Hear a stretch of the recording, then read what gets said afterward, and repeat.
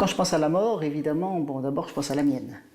Le fait que je ne suis pas éternel, que je vais disparaître un jour. Et c'est vrai que disparaître un jour, ça fait peur. D'abord, le tabou de la mort, il est utile.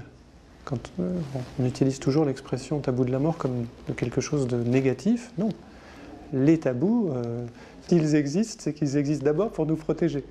Donc, on peut tout à fait abolir un tabou, mais à ce moment-là, on se retrouve confronté à notre angoisse. Quand on ne veut pas amener les enfants à la maison de retraite voir le grand-père lorsque la grand-mère est morte et qu'on épargne, soi-disant, l'enfant en lui montrant pas la dépouille, on commet une erreur terrible, car on soustrait l'enfant à la véritable vision de la vie qu'est la mort. Bizarrement, dans les académies, on nous dit que ce n'est pas un sujet qui peut intéresser les enfants.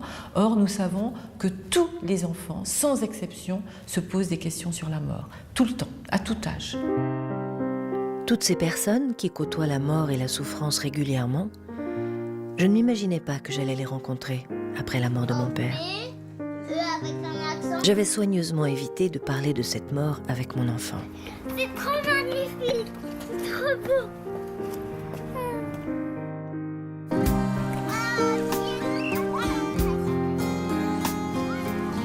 Quelques semaines plus tard, j'ai dû aborder le sujet.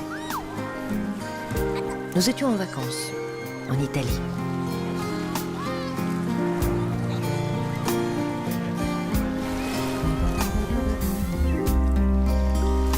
Sur la plage, nous avons découvert des sculptures de sable uniques en leur genre.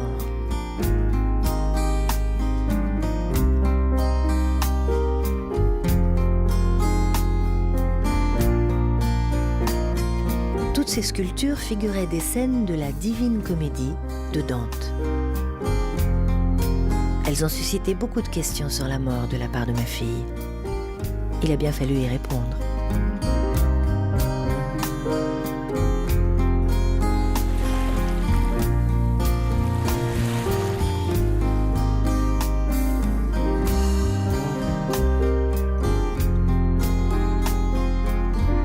Sur le chemin du retour, je m'arrête chez Jean-Luc Leguet, le dernier enlumineur de la Divine Comédie, et par ailleurs issu d'une filiation de moines franciscains.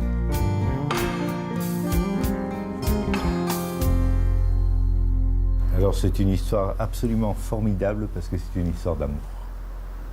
En Italie d'ailleurs, les enfants vivent avec la Divine Comédie, c'est dans leur gène, dans leur nature. Et si ce texte a des répercussions mondiales, ce n'est pas pour rien.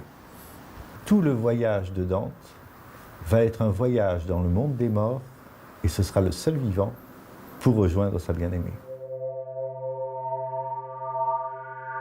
Dehors, le ciel est une myriade de points étincelants. Lorsque l'on étudie les étoiles et le cosmos, comment considère-t-on la mort ? À l'Observatoire du Pic du Midi, l'astrophysicienne Sylvie Vauclair répond à mes questions.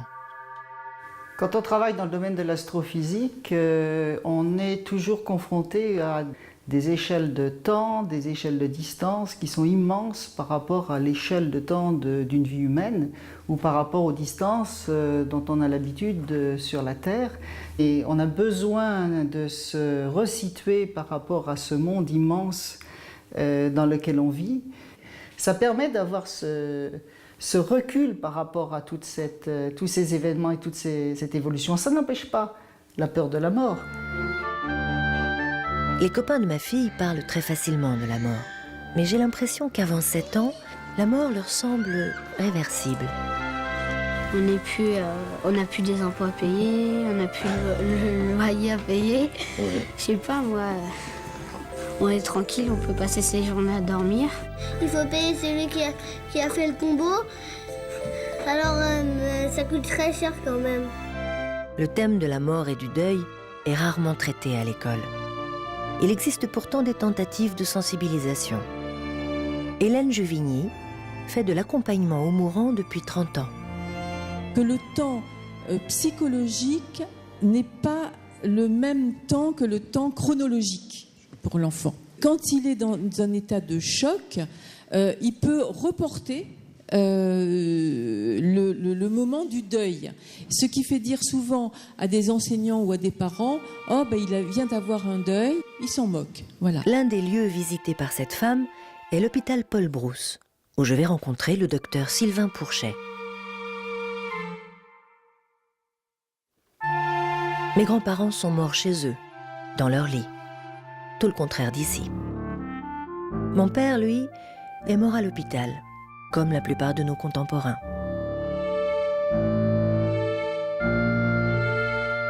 On n'a pas l'expérience d'avoir perdu un proche, ou en tout cas d'avoir assisté aux derniers jours d'un proche, puisque souvent, ces derniers instants se sont passés à l'hôpital, médicalisé, comme si on avait sous-traité cette partie de l'existence à des professionnels.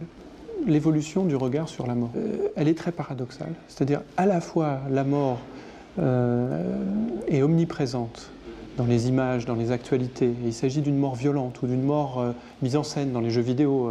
Les enfants sont très friands de ces jeux excessivement violents. Donc il y a énormément de représentations autour d'images de morts violentes.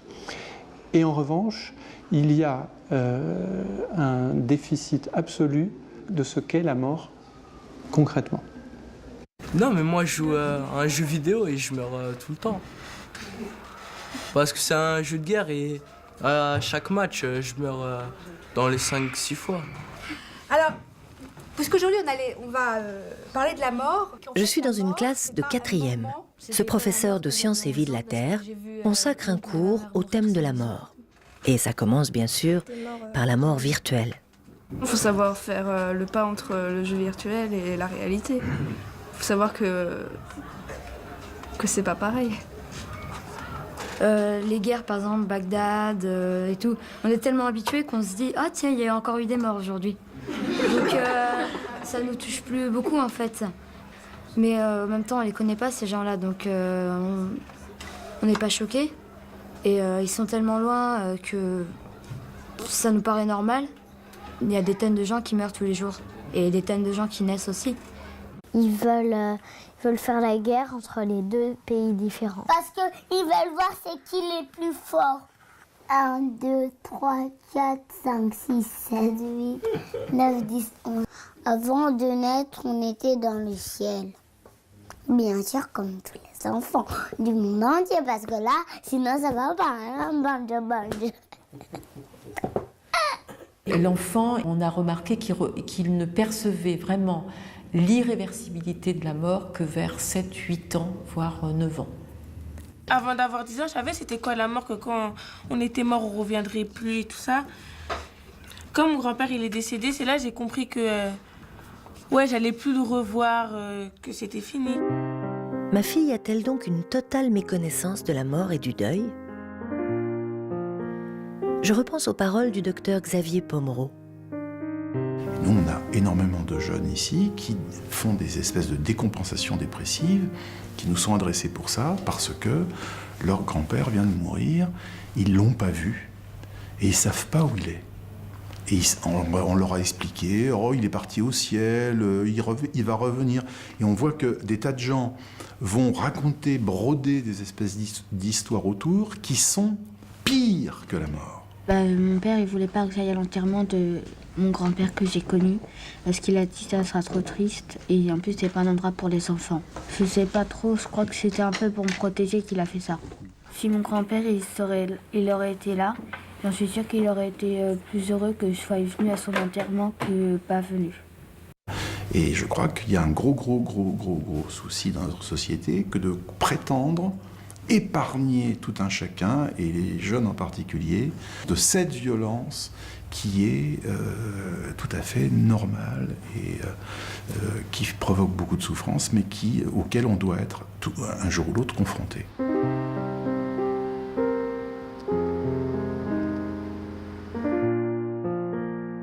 La mort fait peur aujourd'hui. Elle a quitté la sphère sociale et familiale. L'école ne sait plus nous parler de notre rapport à l'univers.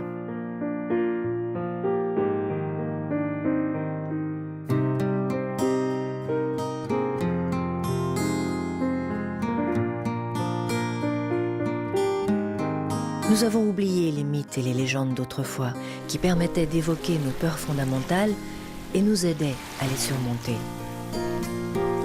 Les contes pour enfants sont édulcorés, les héros de jeux vidéo ne meurent plus ou meurent trop.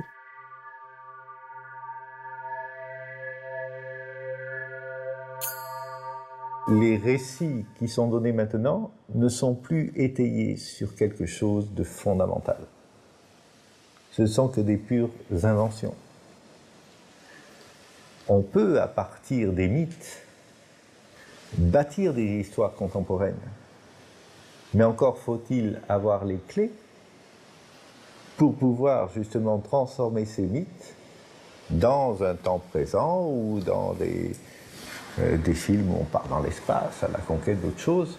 De fait, les enseignants et les éducateurs se retrouvent dans un total désarroi lorsqu'ils sont confrontés à la mort et au deuil. Qu'est-ce qu'on fait si un enfant meurt dans la classe? Qu'est-ce que je peux faire justement dans une société laïque où on ne peut pas avoir une approche plus religieuse, et quels sont les outils qui sont disponibles pour nous? Avec des adultes, je pense qu'effectivement, la mort, il faut en parler. Je pense que, effectivement, c'est quand on est tous ensemble qu'on arrive à la supporter. Mais avec des enfants, est-ce que je dois... voilà, ils croient au Père Noël, la mamie est au paradis, et qu'est-ce que je lui dis? Ben non, le Père Noël n'existe pas, mamie, elle est morte. Moi, je veux bien. Voilà, je suis un maître, j'arrive lundi matin dans ma classe. Un gamin, un élève, sa maman venait de mourir. Tout à l'heure, en parlant avec une camarade, elle m'a dit, mais comment parler d'une chose à laquelle on ne croit pas? Effectivement, je ne crois pas que quand on meurt, on monte là-haut. D'autant plus, imaginez l'enfant, un cher qui décède, on le met en bas et on lui dit, il est là-haut. Le contraste. Oh, ils sont venus. Puis aussi, ils sont là. Oh, puis là, ils sont venus toute la famille. Oh, je suis contente, il y a du monde à mon enterrement. Par contre, les gens racontent vraiment n'importe quoi. Elle est mieux là où elle est. Bah, qu'est-ce que t'en sais? J'ai pas envoyé de carte postale pour dire que j'étais bien arrivée. Et une de mes élèves, en fait, s'est donné la mort... Désespoir. Le mois dernier. En France, chez les jeunes de 15 à 24 ans, le suicide est la deuxième cause de mortalité. En classe, avec une élève qui a essayé de passer la fenêtre. Elle a été rattrapée par les autres. Je me demandais comment on peut réagir ensuite quand il s'est passé ça. Sachant que dans l'établissement, un mois avant, je crois, un élève de terminale s'était suicidé. Encore une fois, je trouve qu'en tant qu'enseignant, on ne sait pas toujours comment réagir. Xavier Pomereau, qui soigne des jeunes suicidaires depuis plus de 20 ans, nous parle de désir de vie et non de mort. Le suicidaire se trompe. Il croit savoir, alors qu'il ignore la plus grande partie de son projet, qui n'est pas de mourir, qui est au contraire de vivre autrement. Ce qui va rejoindre l'anorexique et le suicidaire, c'est l'un et l'autre d'avoir une certaine conscience qu'un mal-être important s'est emparé d'eux pour des raisons plus ou moins définies, et que ce mal-être leur est invivable et qu'ils veulent s'en débarrasser. Ils attendent une reconnaissance supérieure, une reconnaissance secrète de la part de leurs proches, de la part de ceux qui restent. La pire chose qu'on puisse faire finalement à un anorexique ou à un suicidaire, c'est de ne pas reconnaître qu'il souffre et de banaliser sa souffrance. Je découvre aussi que des enfants trop jeunes côtoient la mort dans des jeux dangereux. On a beaucoup de choses à faire dans la vie. surtout quand on a 16 ans. Un jour qui avait commencé comme tous les autres, tranquille et sans histoire. Un jour de plus où certains lui ont dit « Allez, montre-nous que t'es capable de le faire ». Un jour où la pression était bien trop forte, que la curiosité a pris le dessus. Un jour où il a eu tout simplement la faiblesse de dire oui. Le problème, c'est qu'aujourd'hui Raphaël a joué au jeu du foulard. C'est comme ça qu'il l'appelle. Mais peu importe le nom qu'on lui donne. Un jour où un jeu de trop, un jeu tout simplement dangereux, a bouleversé son destin. Aujourd'hui c'est lui, et demain, si c'était votre fils, ton frère ou ton copain. Quand ma fille aura 10 ans, je ne manquerai pas de lui parler des dangers de ces jeux de mort. Oui, l'enfer, c'est ici et maintenant. Au milieu du cimetière, ma fille fait l'avion. Cela me fait penser à cette jeune femme dont parle Xavier Pomeroy, qui a su traverser son enfer pour s'envoler vers son propre ciel. J'ai un exemple personnel comme ça, une jeune fille qui faisait tout pour se tuer. On n'aurait pas misé un copec sur son avenir, cette jeune fille. On l'a eue pendant quelques temps ici, on l'a suivie ensuite en thérapie pendant plusieurs années, puis elle est partie, elle a disparu de la circulation, on se posait des questions, on ne savait pas où elle était passée, et en fait elle était partie dans un autre pays francophone, et quelques années plus tard, elle venait d'obtenir son brevet de pilote sur Boeing 747.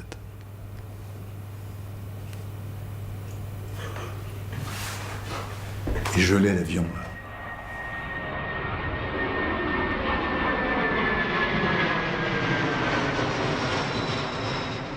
Bon, j'ai pas voulu me faire incinérer. Quand je vois ce qui est arrivé au premier mari à ma belle-sœur, elle devait disperser ses cendres dans la mer, il y a eu un coup de vent, elle a tout pris dans la figure. Ah bah elle l'a dit, il m'aura fait chier jusqu'au bout. Qu'on demande aux enseignants, on leur demande de traiter un problème qui en fait, dans nos sociétés, est souvent traité par la religion. Bon, et là il y a vraiment un paradoxe parce qu'on exige des enseignants une certaine laïcité dans la prise en charge de ces choses-là. Or, les solutions, la diversité des solutions se trouve peut-être dans un domaine qu'ils n'ont pas le droit, entre guillemets, d'aborder. À un moment ou à un autre, un enseignant qui prend son travail très à cœur aura à répondre à des questions des enfants sur la mort. Réfléchir sur les religions et réfléchir sur les différentes explications que les adultes donnent de ce qui se passe après la mort, c'est tout à fait compatible avec un enseignement laïque. À quoi servent tous les textes comme le livre des morts égyptien ou le Bardo Todol, le livre des morts tibétain? À quoi servent par exemple les rites de toutes les religions ou les rites funéraires? Ça aide l'esprit à trouver le chemin pour atteindre une sorte de sérénité. Dans mon pays, on va lui boucher les oreilles, le nez, la bouche pour pas qu'il gonfle. On va lui aussi, c'est une fille, on lui enlèvera des mèches parce que chez nous, dans ma religion, il ne faut pas mourir avec des mèches sur la tête. On va le laver, il faut qu'il soit propre. Après, on va l'emballer dans un drap blanc et on va l'enterrer. Moi, c'est dans mon pays, on prépare un bûcher et on le brûle. Et après, avec ces cendres, on les met on les jette à la mer. Et voilà. Et donc les traditions disent qu'il y a un minimum de jours et que les êtres humains, justement, et tous les rites ou toutes les légendes, ou par exemple la Divine Comédie, eh bien, ce sont des bornes sur leur chemin, des sortes de flambeaux qui, dans leur nuit d'errance, eh bien, leur donnent des repères. Le 40e jour, on va refaire encore une cérémonie. Chez nous, il ne meurt jamais, il ne meurt pas. Mais juste qu'on ne doit pas, par exemple, mettre des photos de cette personne. Mais il ne meurt pas chez nous. Et au fond, on peut se demander, est-ce que la mort existe ? Nous, quand on verse de l'eau de fleur d'oranger, on se dit c'est pour que l'âme, elle soit pas... ouais, voilà. Elle soit pas salie et il n'y ait plus de péché en elle et tout. C'est pour que elle puisse reposer en paix. Il y a des rites tribaux, par exemple en Afrique, où les jeunes générations viennent et enjambent le cadavre et font des danses de saltation pour faire trembler la terre, pour que le mort se réveille, mais se réveille dans un autre monde. Combien de fois dans des crémations, on imite la religion sans religion, on est dans un endroit où il y a des vitraux, il y a des paysages qui pourraient faire penser au paradis. Qu'est-ce que ça pourrait être un rituel laïque qui ne soit pas cette pâle copie sans... Vous voyez, on ne sait pas quoi ficher avec cette histoire-là. Alors, un rituel laïque, je ne sais pas ce que ça veut dire. Tout rituel est fait pour relier. Et donc, ça ne peut avoir qu'un sens moral, un sens affectif, mais ce n'est pas, selon moi, l'affectivité qui va aider le mort. Quand on touche aux émotions, parfois les adultes ne savent plus trop comment réagir. Et encore moins peut-être avec des enfants qui, eux, n'ont pas peur de parler de ces sujets-là. Et je pense qu'il y a des propres résistances de certains enseignants personnels. Et je pense qu'il faut aussi respecter ça. Cette enseignante ne craint pas d'aborder la mort avec ses élèves. Elle s'appuie sur des textes littéraires ou poétiques dont pourrait faire partie la Divine Comédie. Voilà l'histoire. Il y a un héros qui s'appelle Dante. Il va devoir traverser le monde des morts. Là, il y a plein de morts. Il va voir des monstres, des horreurs. Et surtout, il ne doit pas reculer. Il ne doit pas avoir peur. Il y a un homme qui va dans le feu. C'est le héros qui va combattre, comme dans tous les contes, dans toutes les histoires. Grâce à Jean-Luc Leguet, je découvre une lecture très simple de cette œuvre mystérieuse. L'enfer, le purgatoire et le paradis de la Divine Comédie, c'est ici et maintenant. Quand tu traverses l'enfer et que tu vois des monstres redoutables, des gens qui sont plongés dans la poix bouillante avec des flammes qui leur tombent dessus, c'est ton mental qui est là. Ce n'est pas réel. L'enfer ou le purgatoire, c'est juste pour dire, regarde ce qu'il y a à l'intérieur de toi, rentre en toi-même. Et toutes tes idées noires, toutes tes peurs, quand tu vois une ombre dans la nuit ou quand tu rentres dans un cimetière la nuit, tu as peur, tu sens voler autour de toi. Mais tout ça, c'est dans ton imagination, c'est dans ton être. En fait, on porte ces trois mondes, enfer, purgatoire et paradis, en nous-mêmes. Et c'est à nous d'œuvrer pour aller dans la sphère céleste et partir. Dans la classe de 4e, je montre aux élèves quelques images de l'exposition Our Body présentant des corps humains réels. On a là une prothèse de genou, qu'on voit très bien, où on a remplacé l'extrémité supérieure du tibia et l'extrémité inférieure du fémur par des prothèses, par des pièces synthétiques.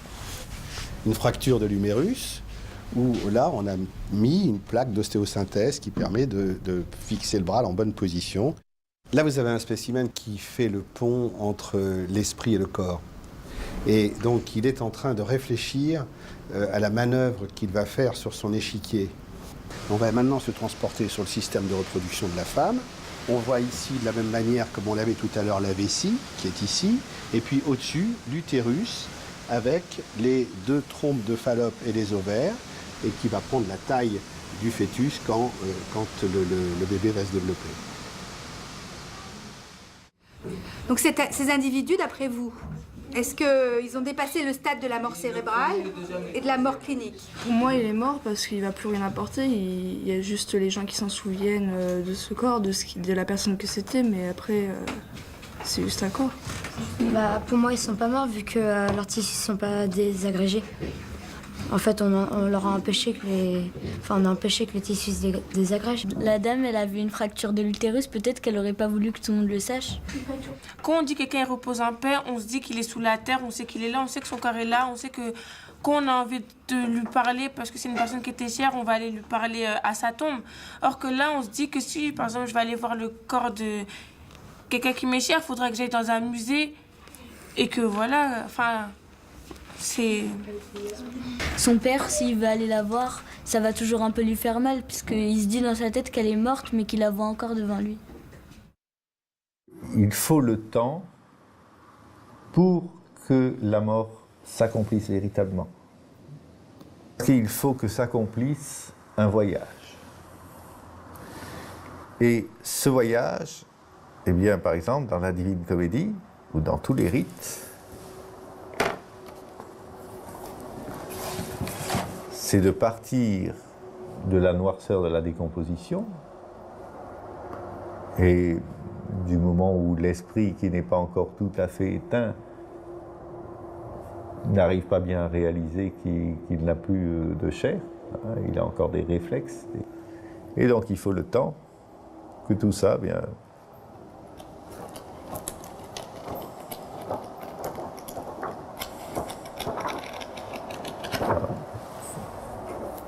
fasse comme ce livre.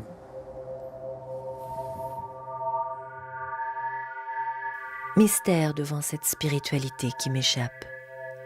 J'ai besoin de la confronter avec une vision plus scientifique. Nous avons des corps qui sont faits de cellules, qui sont faits de molécules, qui sont faites elles-mêmes, les molécules d'atomes. Et ces noyaux atomiques dont nous sommes faits, eh bien, si nous pouvons les avoir en nous maintenant, c'est qu'ils existaient déjà dans le grand nuage à l'origine. Le Soleil, la Terre et les autres planètes, tout l'ensemble, se sont formés à partir d'un gros nuage de gaz qu'on appelle une nébuleuse. Dans cette nébuleuse, les éléments dont nous sommes faits existaient déjà, parce qu'ils ont été formés dans le passé par des étoiles. Alors, ces éléments-là que vous avez en vous, ça ne suffit pas évidemment pour constituer l'individu. Il y a bien autre chose dans ce que nous sommes et qui est l'émergence de la conscience de l'être humain. En tout cas, profitez bien de chaque instant de la vie, parce qu'oubliez pas que dans un instant, le présent, ce sera du passé. Puis n'oubliez pas de dire à tous ceux que vous aimez que vous tenez à eux, parce que quand ils seront plus là, ce sera trop tard. Prendre un ancien par la main et l'emmener en chemin. Prendre un ancien par la main et lui dire je t'aime bien.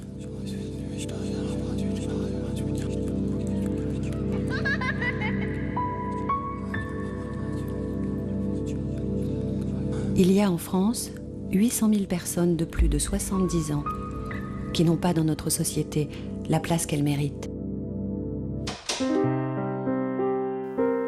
Quelques associations se sont mobilisées autour de l'isolement des personnes en fin de vie et des mourants. Tous ces intervenants sont des bénévoles. Jalmal veut dire jusqu'à la mort, accompagner la vie. Donc c'est une association qui a été créée dans les années 80, exactement en 1983, par une équipe en fait de cancérologie à Grenoble. C'est-à-dire qu'ils avaient constaté que dans leur service, les personnes qui se trouvaient dans une fin de vie, comme on dit maintenant, elles étaient souvent dans une grande solitude de la part de leur entourage et même au niveau de la prise en charge des soignants. Et à part quelques pionniers qui s'intéressaient à la douleur, et à la prise en charge des patients en fin de vie, le monde professionnel se sentait pas très concerné par ces questions-là. C'est vraiment l'initiative bénévole qui a remis, je trouve, les soignants à leur juste place, c'est-à-dire que soigner toujours, même quand on ne peut pas guérir, ça reste de notre responsabilité.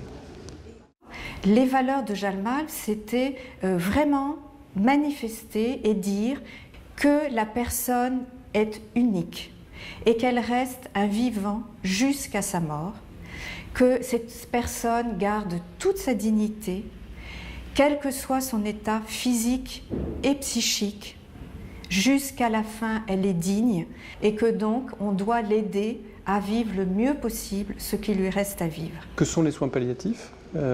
c'est d'abord une branche nouvelle de la médecine qui se développe depuis une vingtaine d'années maintenant et qui se destine plus particulièrement à soigner les malades atteints de maladies graves, de maladies chroniques, de maladies qu'on ne va pas pouvoir guérir. J'avais vu une personne qui habite dans ma rue.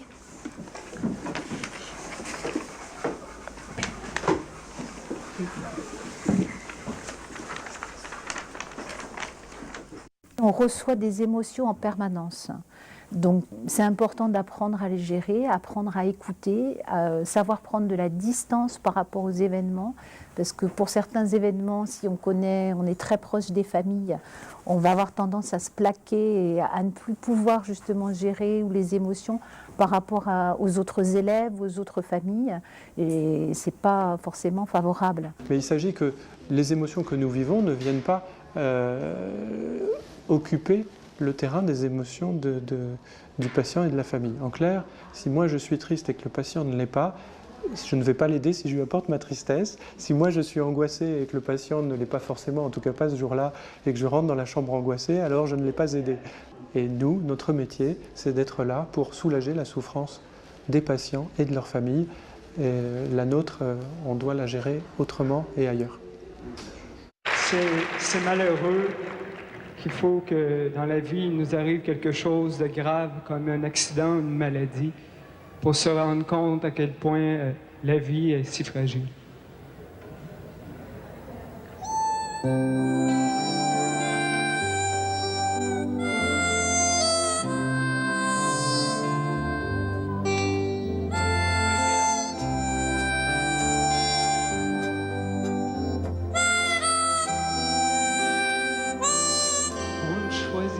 Toujours la route, ni même le moment du départ. On n'efface pas toujours le doute. La vie n'est pas faite pour mourir. Quoi de plus injuste que la mort d'un enfant? Ce film raconte la maladie d'Oscar et sa relation avec une accompagnatrice. Il n'existe pas un autre traitement? Pour l'instant, non. Est-ce qu'il est au courant? Ah non, nous ne lui dirons rien, jamais. À qui veux-tu parler? Je veux voir la Dame Rose. Tu vivras chaque jour en pensant que ce jour compte pour 10 ans. Cher Dieu, je m'appelle Oscar et c'est la première lettre que je t'envoie. Nous savons, par sa lettre, qu'il a perçu la gravité de ce dessin. Vous avez quelque chose de spécial à me dire? Je suis un peu fatiguée. Fatigué? Mais quel âge est-il? 18 ans. À 18 ans, on n'est pas fatigué. Est-ce que tu veux que je t'adopte? Je t'aime, tu sais. Cher Dieu, merci de m'avoir fait connaître Oscar. Il m'a chargé d'amour pour toutes les années qu'il me reste à vivre. À l'association Jalmalve, notre dame en rose s'appelle Alain. Ce sont des accompagnements un petit peu compliqués parce que les parents sont là, les grands-parents sont là et eh bien un enfant, par rapport à une personne âgée, c'est l'avenir de la société. Et alors qu'une personne âgée, on se dit c'est normal, un enfant on se dit c'est pas normal. Moi ce que j'ai trouvé de difficile dans ce type d'accompagnement, c'est que l'enfant va cacher sa douleur et donc on va tous être surpris parce que l'enfant c'est même pas mal. C'est je suis le plus fort. Plutôt que de vouloir survivre, il va vouloir protéger ses parents et son environnement. Il va préférer que sa mère aille bien que lui. Comment écouter un jeune enfant qui ne parle pas encore? Alors on joue avec. Alors lui, il va me dire, il va me raconter comment, comment il y a une voiture qui est en panne, qui est cassée. Et qui on est allé chercher des trucs à l'intérieur, que maintenant elle roule à nouveau. Il va jouer avec, il va me raconter une histoire. Donc il y a toute une manière de parler. Alors on ne parle pas de la mort, mais on parle quand même de sa nouvelle situation de vie, qui est l'hôpital, la maladie et parfois la douleur aussi, bien sûr. Je me rappellerai toujours de cet enfant qui n'arrivait plus, parce que c'était une vraie fin de vie. Et il n'avait plus ses moyens. Donc la seule. Je me suis dit, est-ce qu'il est vraiment encore vivant? Ou est-ce qu'il est vraiment à l'agonie? Et j'avais vraiment un doute. Et à un moment donné, Je tousse, ça m'arrive de tousser. Et il s'est mis à tousser aussi quelques minutes après, à respirer plus fort. Et on a eu des échanges sur le rythme respiratoire.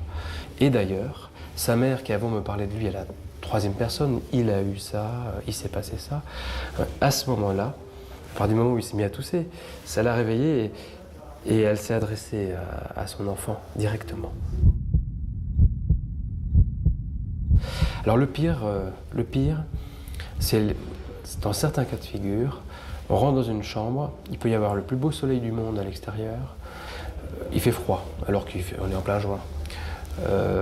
Ça, c'est vraiment une alerte qu'on doit avoir. C'est cette sensation très subjective, cette intuition de désespérance complète. Il peut arriver ce phénomène d'abandon complet à l'hôpital. Et même en tant qu'accompagnant, dans ce cas-là, on ressent l'ennui, on n'a pas envie d'y aller.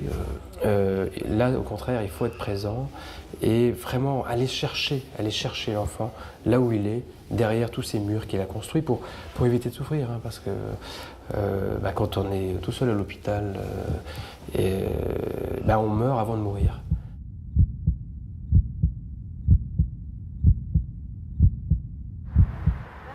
Comment aider un enfant à supporter le deuil d'un proche? Certainement pas en lui projetant nos propres angoisses. Ma mamie, elle va bientôt mourir. Ouais. Elle a la maladie d'Alzheimer. Et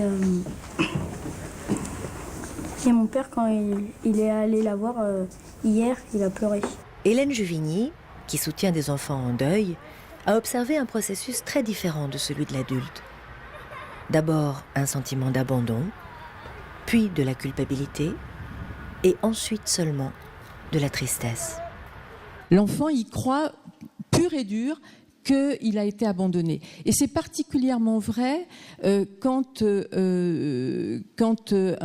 c'est un des parents qui meurt, l'enfant pense que l'autre parent va aussi l'abandonner. Comme mon copain, il a fait un arrêt cardiaque. Il connaissait des grandes personnes. Quand il me voyait, il me parlait plus, parce qu'il croyait que c'était un peu à cause de moi. Parce que je jouais avec lui, en fait, quand il a fait l'arrêt cardiaque. Il a souvent, mais très très souvent, l'impression que c'est à cause de lui que la personne est morte. Il a pu penser même vouloir la mort de l'autre parce qu'il s'est disputé avec sa maman, avec son papa, voilà.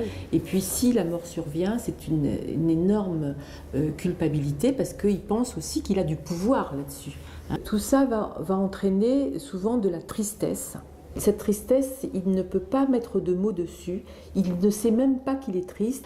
Et sinon, il vit complètement normalement. Et on est là dans quelque chose qui ressemble à de la résilience. Et il faut se méfier terriblement de cette résilience-là, parce que ça cache un déni très profond, un déni qui s'est mis en place, de façon inconsciente évidemment, mais un déni qui s'est mis en place pour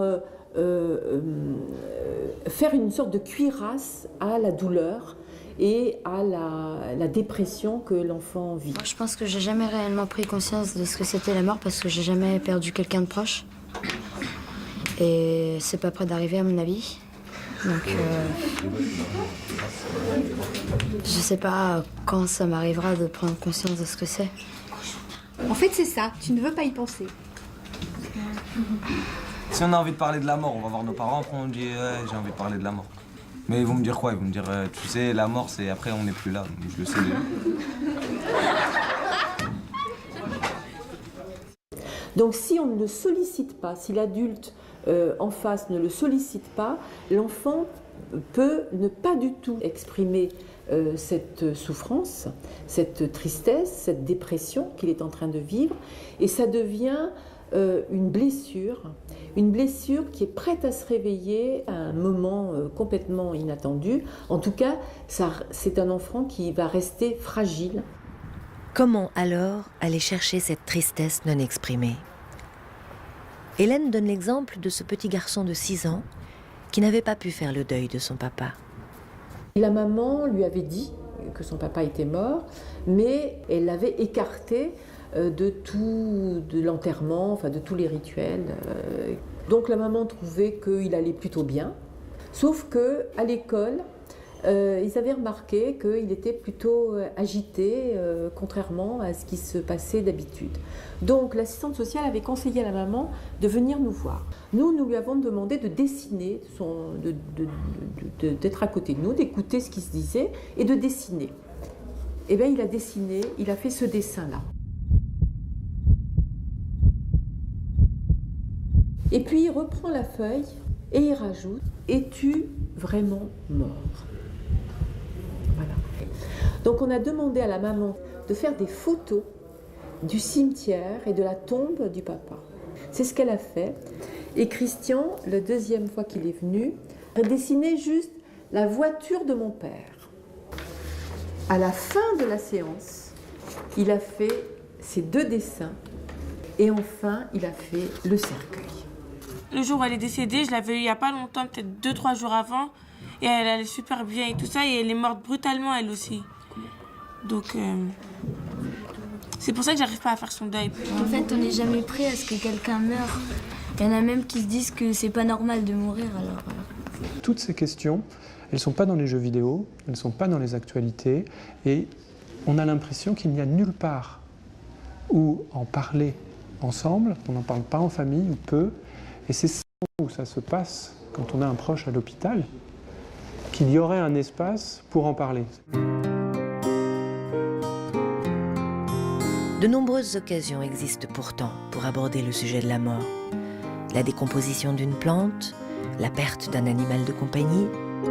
Avant, quand on me disait que quelqu'un de ma famille, que j'avais jamais vu, était mort, ça me faisait rien. Mais c'est quand mon chat est décédé que j'ai compris que ça a été traumatisant. Voilà. Mon tonton, ma tata et ma cousine, ils étaient partis en sortie. Et il y a son chat, Pepsi, il s'enfuit de la maison. Et il est allé sur la route et au même moment, il y a une voiture qui est passée et il l'a écrasé. Et il était mort. Il y a cependant quelques écueils à éviter. Je demande à Hélène de les récapituler. La première chose, c'est qu'il ne faut jamais fuir les questionnements de l'enfant. Il faut lui répondre avec des mots simples, mais aussi ne pas aller au-delà de ce qu'il demande. Un deuxième écueil dans lequel ne pas tomber, c'est penser que nos peurs et nos questionnements sont les peurs et les questionnements de l'enfant. L'enfant, il a ses propres questions, il a ses propres peurs, qui sont souvent des peurs d'abandon, des peurs où il ne va plus être en sécurité. Donc il faut qu'il sente que l'adulte sera toujours là et sera toujours là pour lui. Ouais. Oh, non, regarde. Il ne faut pas ni tricher, ni mentir.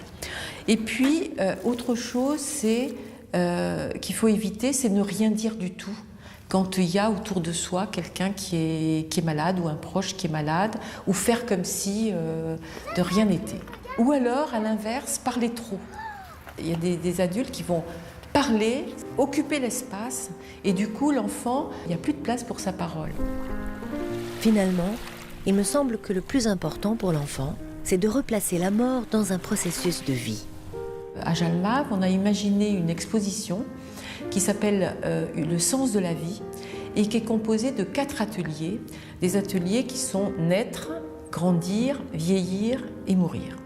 Alors dans l'atelier naître, on a mis un tunnel et les enfants passent dans ce tunnel pour simuler la naissance. Ils disent des tas de choses, ils posent des tas de questions sur la naissance. Ben voilà comment je suis née, voilà ce que j'ai ressenti. Ah, maintenant je me souviens de ce que j'ai ressenti quand je suis née.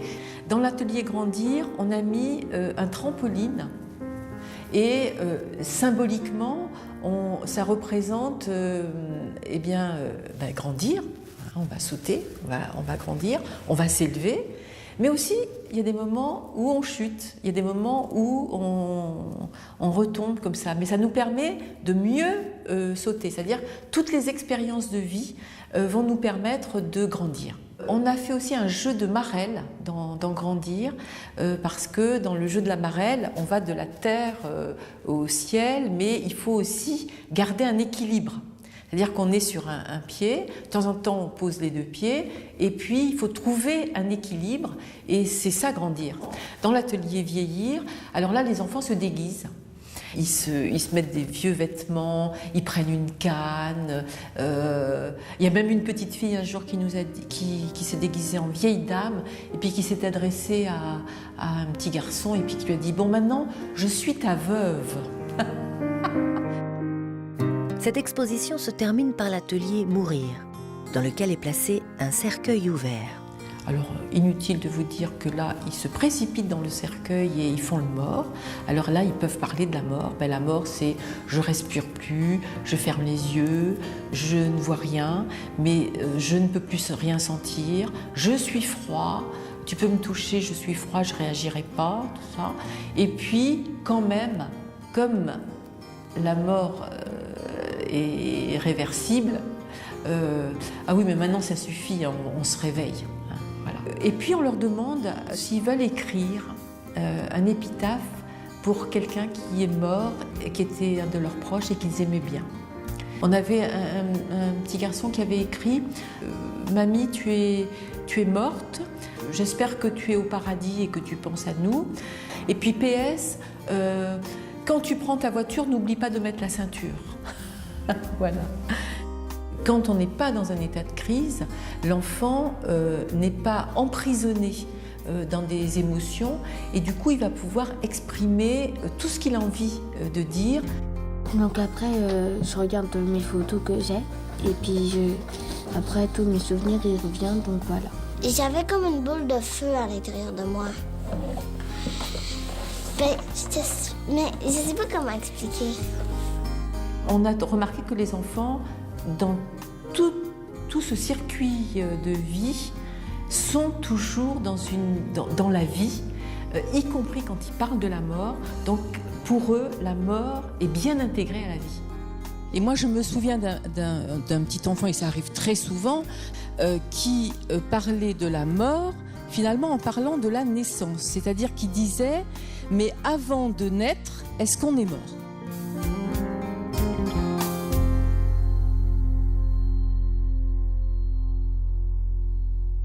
Donc il y a cette exposition que nous aimerions aussi proposer dans les écoles. Et malheureusement, on a beaucoup de mal à rentrer dans les écoles parce que la mort fait peur à l'adulte. Comment peux-tu arriver à ne plus avoir peur devant cette échéance? Est-ce qu'il faut te le cacher toute ta vie? Comment vas-tu bâtir ta vie pour arriver à affronter ce moment que de toute façon arrivera? D'abord, la mort fait partie de la vie, donc c'est pas dissociable. La mort est nécessaire à la vie. Je pense qu'il ne pourrait pas y avoir de vie constructive, une vie en évolution, sans qu'il y ait la mort. Et la mort de l'individu est nécessaire à l'évolution de la collectivité. Une vie, une vraie vie, c'est quelque chose qui change, qui évolue, qui se construit sans arrêt, sans arrêt. Et ça ne peut se construire que finalement s'il y a une fin. En fait, nous sommes trop pris dans ce qu'on appelle réalité. Et la science montre qu'il y a plein de dimensions auxquelles nous n'avons pas accès. Ces dimensions ne sont plus soumises aux mêmes critères physiques. Ça répond à d'autres critères, d'une autre physique. Après la mort, vos atomes qui sont en vous, ils retourneront à l'univers. Ils retourneront à l'espace. La Terre et le Soleil ont encore 5 milliards d'années à exister. Après, qu'est-ce qui va leur arriver? Tout ça, ça va retourner dans l'espace. Et peut-être qu'il y aura d'autres planètes qui vont se former ailleurs avec des éléments que vous avez en vous maintenant. Pour moi, la mort n'existe pas. Je pense qu'il n'y a rien. T'es mort et puis t'es mort. Le paradis puis l'enfer, je crois pas vraiment à ça, parce qu'il y a personne qui est que des preuves. Moi, je crois en la réincarnation. Il pose des questions sur ce qu'il y a après la mort. Et là, nous, on leur répond qu'on ne sait pas, mais on leur répond que c'est un mystère. Et c'est un mystère que l'on partage avec eux. Au fond, ce qu'on a banalisé, ce n'est pas la mort, c'est l'être humain en général. Dans l'idée de l'industrialisation, l'être humain n'a plus un métier qui lui permet de s'accomplir, qui lui permet d'être heureux, qui lui permet de se développer lui-même. Il ne devient qu'une sorte de machine au service des autres, mais pas un service créateur. Paradoxalement, c'est en soins palliatifs que moi j'ai appris qu'il n'y avait pas de situation désespérée, il n'y avait qu'une grande limite à notre imagination. Lorsqu'on met de côté nos émotions, notre panique, eh bien, quand on met ça à distance, on s'aperçoit qu'il y a plein de solutions auxquelles nous n'avions pas pensé. D'ailleurs, comment se termine la Divine Comédie?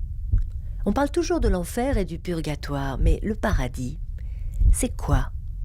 Dante, au fur et à mesure de ce voyage, va trouver sa propre identité à travers les yeux de Béatrice. Mais il va voyager dans les galaxies, mais à travers les yeux de sa bien-aimée. Et il s'aperçoit au fond qu'il est le moyeu immobile qui fait tourner tout l'univers.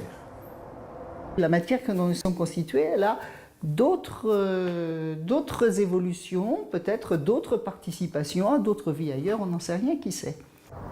La vie, c'est un livre, tu tournes les pages une à une. Et puis un jour, le livre se referme. Mais toi, tu es toujours là. Tu es toujours le lecteur.